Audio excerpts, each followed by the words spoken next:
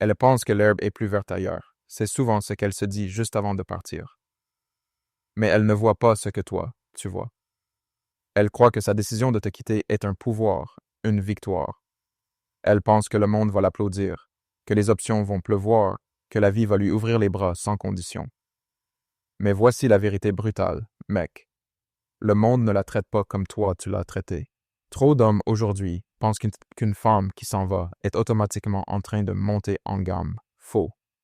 Elle s'éloigne, croyant fuir un inconfort temporaire. Mais elle court vers une réalité qu'elle ne connaît pas encore et qui souvent va la frapper fort. Ce que beaucoup ne comprennent pas, c'est que les émotions qui motivent une rupture ne garantissent pas une vie meilleure après. L'impulsivité, les influences extérieures, les promesses d'un monde libre et moderne, où tout est permis, tout ça, c'est de la poudre aux yeux. Ce que je vais t'expliquer ici, c'est exactement ce qui l'attend après avoir tourné le dos à un homme solide. Prépare-toi, parce que c'est pas le genre de discours qu'on entend sur les réseaux. C'est cru, c'est réel, et ça va peut-être te réveiller. Peut-être même que ça va la réveiller aussi. 1. Elle découvre que la liberté a un prix. Quand elle part, elle respire. Elle se sent légère. Elle est dit à ses amis, « Je me sens libre enfin. » Mais ce qu'elle ne réalise pas encore, c'est que cette fameuse liberté vient avec une facture salée. Elle croit qu'en quittant la structure, les responsabilités, les compromis, elle les gagne en pouvoir.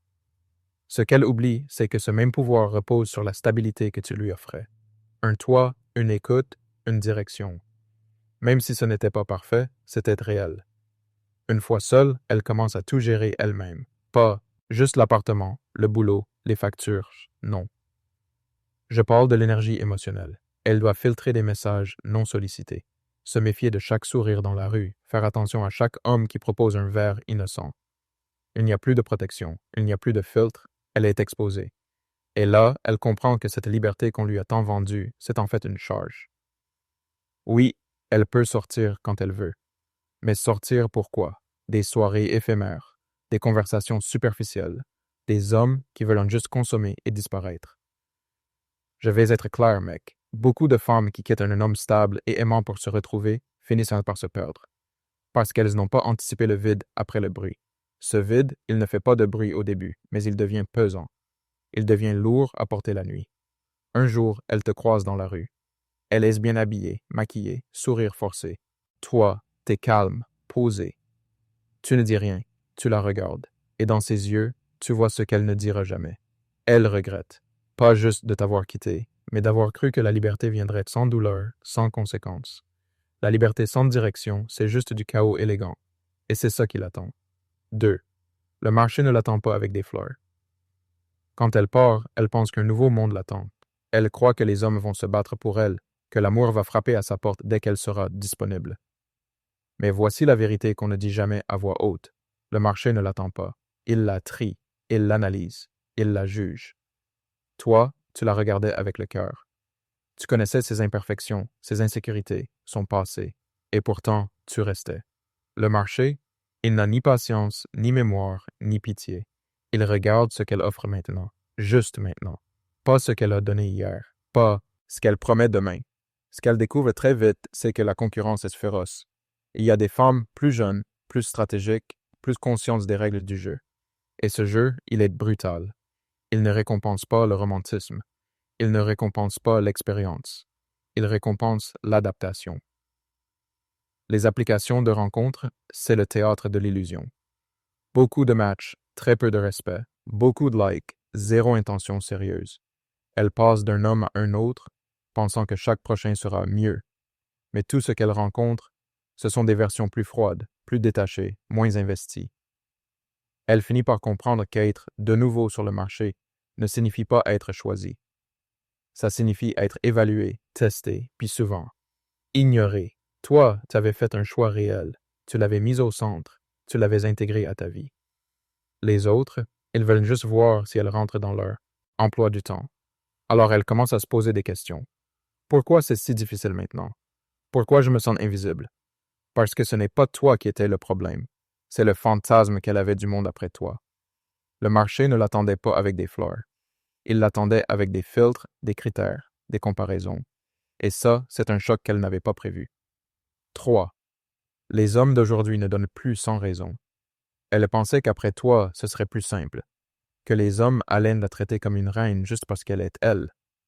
Ce qu'elle n'a pas vu venir, c'est que les hommes ont changé. Le temps du gentil gars par défaut est fini. Aujourd'hui, les hommes observent, ils analysent, ils ne donnent plus tout sans rien.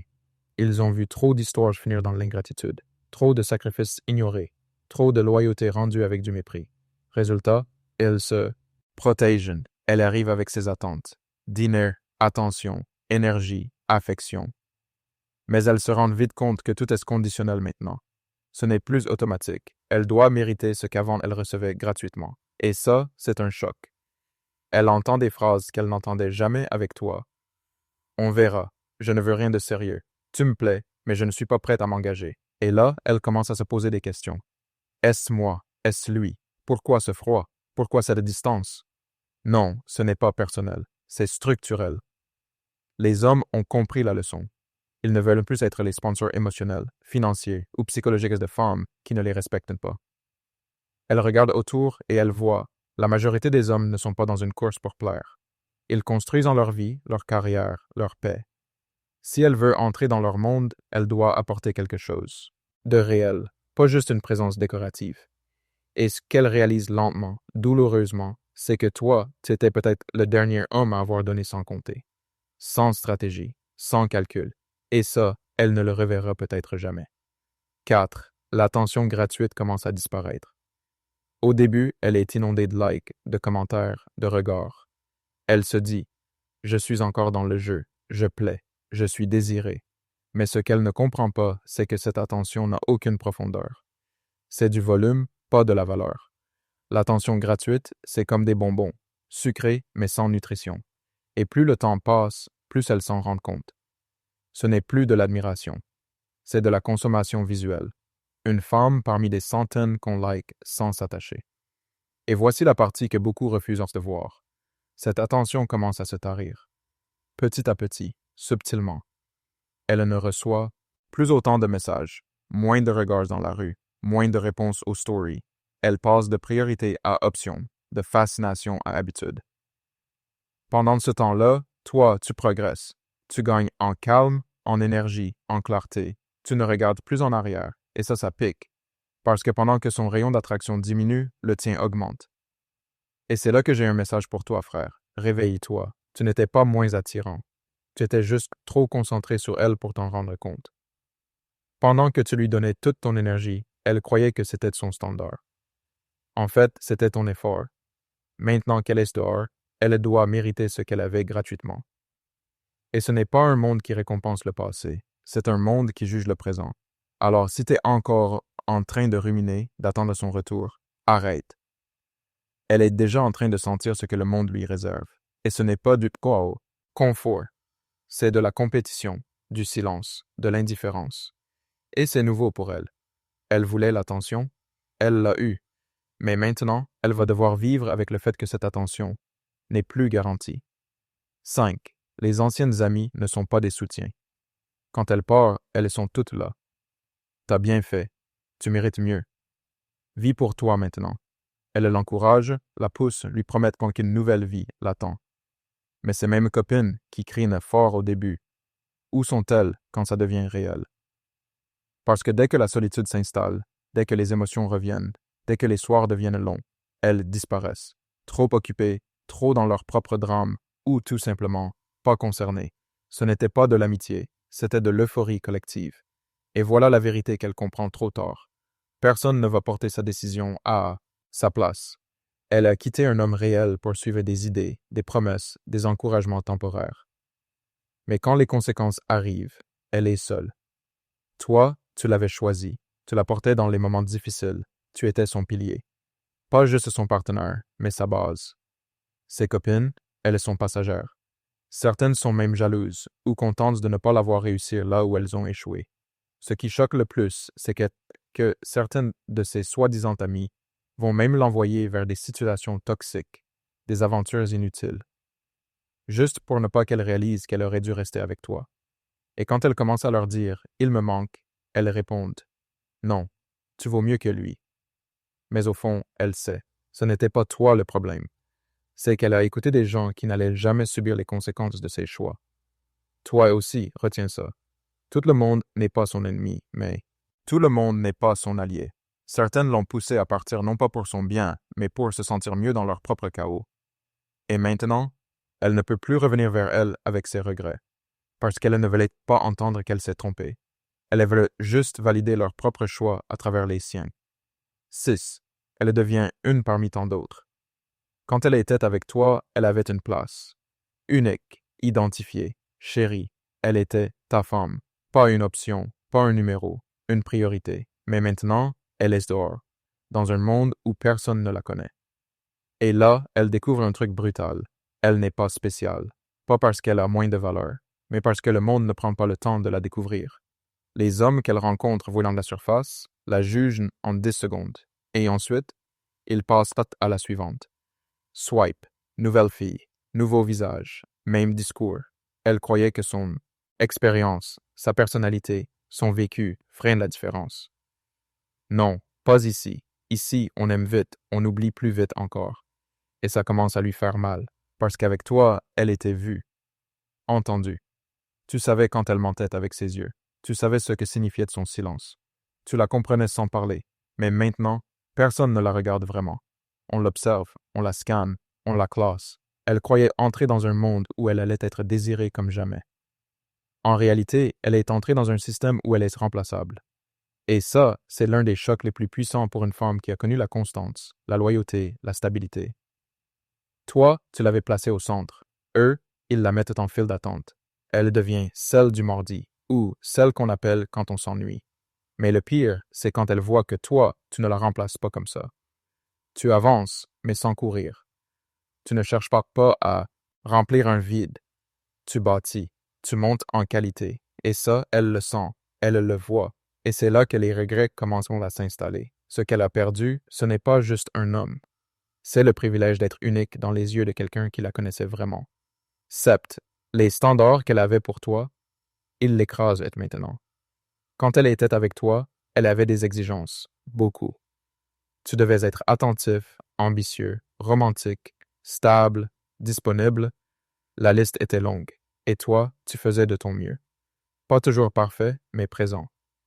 Mais maintenant qu'elle est repartie dans le monde libre, ses propres standards sont devenus des chaînes. Parce que ce qu'elle exigeait de toi, personne ne veut lui offrir. Elle disait vouloir un homme mature, la plupart veulent juste s'amuser. Elle disait vouloir un homme stable financièrement. Ceux-là cherchent des femmes bien plus jeunes ou beaucoup plus féminines. Elle disait vouloir un homme émotionnellement ouvert. Ceux qui parlent beaucoup sont souvent les moins fiables. En réalité, ce qu'elle te reprochait, elle le tolère maintenant chez d'autres. Pourquoi? Parce qu'elle n'a plus la position qu'elle avait avec toi. Elle n'est plus au centre, elle est en compétition. Et ces standards, qui avant lui servaient à te corriger, à t'ajuster, deviennent aujourd'hui un fardeau. Parce que plus elle garde ses critères élevés, plus elle reste seule. Et plus elle les baisse, plus elle sent qu'elle se trahit. Ce qu'elle vivait comme des droits dans votre relation, demander de l'effort, du temps, de l'engagement, sont aujourd'hui des luxes. Des choses rares que peu d'hommes veulent t'offrir sans une vraie raison. Elle ne voulait pas faire avec tes défauts. Maintenant, elle accepte des défauts pires chez des hommes qui ne s'investissent même pas. Et là, un sentiment commence à s'installer en elle. L'injustice. Mais ce n'est pas injuste, c'est le marché. Elle découvre qu'un homme comme toi, ça ne court pas les rues. Et surtout, un homme comme toi, une fois parti, ne revient pas au même prix. Alors, elle baisse ses standards, mais sans jamais se sentir bien. Parce qu'au fond, elle sait, tu n'étais pas parfait, mais tu étais réel, constant et loyal. Et c'est exactement ce qui lui manque. 8. Elle commence à comparer. Et regretter, elle ne voulait pas l'admettre au début. Elle riait, elle sortait, elle profitait de sa liberté. Elle faisait croire à tout le monde, et à elle-même, que c'était la bonne décision.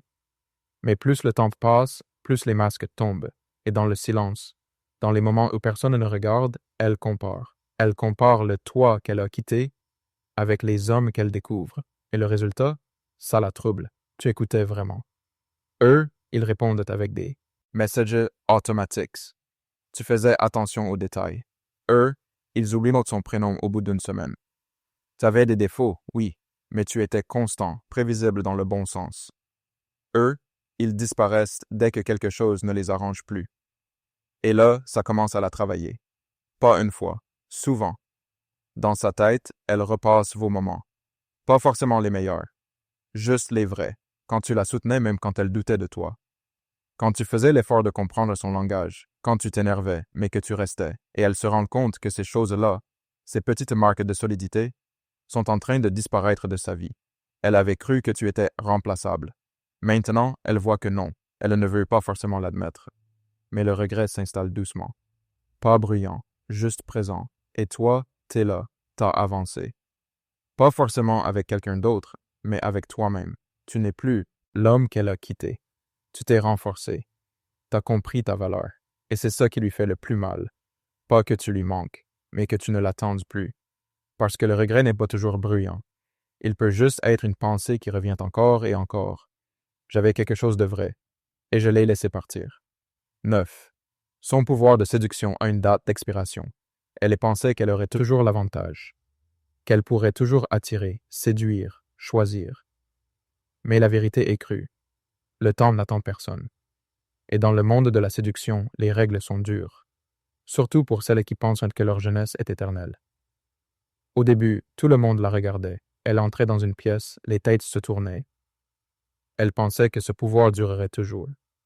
Mais aujourd'hui, elle commence à sentir que les regards sont moins longs, moins intenses, moins intéressés, parce qu'une vérité que peu osent dire, c'est que le pouvoir de séduction basé sur l'apparence seule est temporaire. Et quand elle base sa valeur uniquement là-dessus, chaque année devient une menace silencieuse. Pendant ce temps, toi, tu deviens plus fort, plus calme, plus stable. Et dans le monde réel, les hommes gagnent en valeur avec le temps, tandis que beaucoup de femmes, elles, commencent à se battre pour maintenir l'illusion. Alors, elles compensent. Plus de maquillage, plus de filtres, plus de jeu. Mais ce n'est plus aussi simple, parce qu'en face, les hommes ne sont plus naïfs. Ils veulent plus que du charme. Ils veulent du caractère, de la loyauté, de la paix. Et là, elle réalise que son pouvoir ne fonctionne plus comme avant. Ce n'est pas que personne ne la trouve belle, c'est que la beauté seule ne suffit plus. Et les hommes qu'elle vise aujourd'hui ont des choix, beaucoup. Des femmes plus jeunes, plus fraîches, plus malléables. Et elle, arrive avec des cicatrices, des exigences et du regret. Ce n'est pas une punition, c'est une réalité. Et si elle ne s'adapte pas, elle sera laissée de côté par des hommes qu'elle pensait pouvoir attirer sans effort. Toi, tu dois comprendre une chose. Ton ascension est silencieuse mais puissante. Et pendant qu'elle ressent que son pouvoir décline, le tien, lui, grandit. 10. Ce qu'elle croyait perdre, c'est ce qu'elle recherche maintenant. Quand elle est partie, elle croyait fuir une relation. Elle croyait fuir une routine, des disputes, des moments d'inconfort. Elle pensait qu'elle laissait derrière elle un homme imparfait, une vie trop prévisible, un quotidien devenu trop réel. Mais aujourd'hui, dans le calme, dans les silences et ce qui la dérange, elle commence à comprendre. Ce qu'elle croyait perdre, c'était en fait ce qu'elle cherchait. Elle ne fuyait pas toi. Elle fuyait la responsabilité de bâtir quelque chose de durable. Tu étais peut-être maladroit, pas toujours tendre, parfois fermé, mais tu étais là, et tu étais vrai. Et maintenant qu'elle est dehors, entourée d'hommes qui ne restent jamais, elle comprend que ta présence était une richesse qu'elle n'avait pas mesurée. Aujourd'hui, elle cherche un homme qui écoute sans juger, qui protège sans contrôler, qui donne sans attendre un retour immédiat. Mais elle se rend compte que ce genre d'homme, elle l'a déjà connu, et elle l'a quitté. Ce qui est dur, ce n'est pas l'échec de ses nouvelles aventures. C'est la comparaison constante avec ce qu'elle avait. Elle veut retrouver cette sécurité, ce respect, cette connexion. Mais chaque fois qu'elle pense l'avoir trouvé, quelque chose cloche, ce n'est pas toi. Et c'est là qu'un autre sentiment émerge, la nostalgie. Mais une nostalgie amère, parce qu'elle ne peut pas revenir en arrière. Tu n'es plus celui qu'elle a quitté, et toi, tu ne veux plus de celle qu'elle est devenue. Ce qu'elle cherche aujourd'hui, c'est la version de toi qu'elle avait hier. Mais toi, tu es déjà devenu l'homme qu'elle ne pourra plus jamais atteindre. L'homme qu'elle a quitté hier est devenu l'homme qu'elle ne mérite plus aujourd'hui. C'est dur à entendre, mais c'est la réalité pour beaucoup. Elle pensait gagner en quittant. En vérité, elle a déclenché sa propre perte silencieuse. Parce que ce qu'elle ne savait pas, c'est qu'en te laissant, elle a allumé ton feu. Et maintenant, tu n'es plus là à attendre, à douter, à espérer. Tu construis, tu grandis. Et elle regarde de loin. Elle observe ce qu'elle a laissé s'élever sans elle. Dis-moi en commentaire si tu as vécu ça, si tu as vu son regard changer quand elle t'a croisé. Je veux lire ton histoire. Je répondrai personnellement à certains. Parlons en vrai. Ce n'est pas juste une vidéo. C'est une réalité que beaucoup d'hommes vivent. Et toi, tu n'es pas seul.